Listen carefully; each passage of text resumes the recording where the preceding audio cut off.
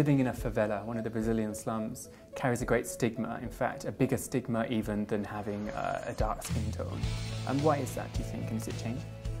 Well, this has been the ongoing problem of the citadel of the elite. The city has always been seen as the citadel of the elite being invaded by these hordes of poor people. And the hordes of poor people were supposed to remain in the countryside and furnish the needs of the city of the elite without being present. But since they started migrating to the city, there's been a tremendous resentment against their, quote, invasion of this space. So people have always said, way back in the 60s, that the people in squatter settlements are criminals, they're marginal elements, they're prostitutes, they have family breakdown, they are stupid. And just because their constructions of their dwelling look precarious and sloppy and messy, they attribute that to the people who live in those dwellings. And of course, after the drug violence and started to really speed up in the favelas in Rio after 1985, it fed back into that stigma. So then, even though it's 0.001% of the people involved in drug dealing, it was generally seen as if you live in a favela, you must be dealing drugs. For example, in a job interview, you go into the job interview, it's going well, you have a high school degree, you're very well spoken, you're wearing just the right thing, everything's going great, and then they say, and where do you live? And you give an address, and they say, oh, isn't that in the favela de Babilonia or the favela G this or that? And you say yes, and they said, well, thanks, the interview's over.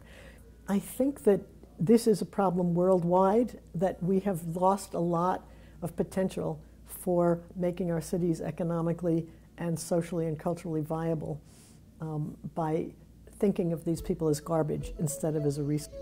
And you also spoke of the importance of being gente. That's a Portuguese term. Could you explain what you mean by that? Well, the word gente in Portuguese means personhood or a respected, dignified person.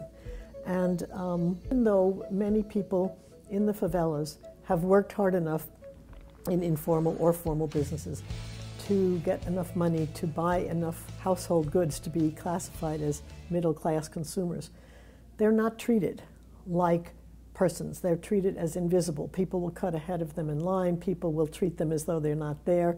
People will talk about things in front of them as if they're the invisible man.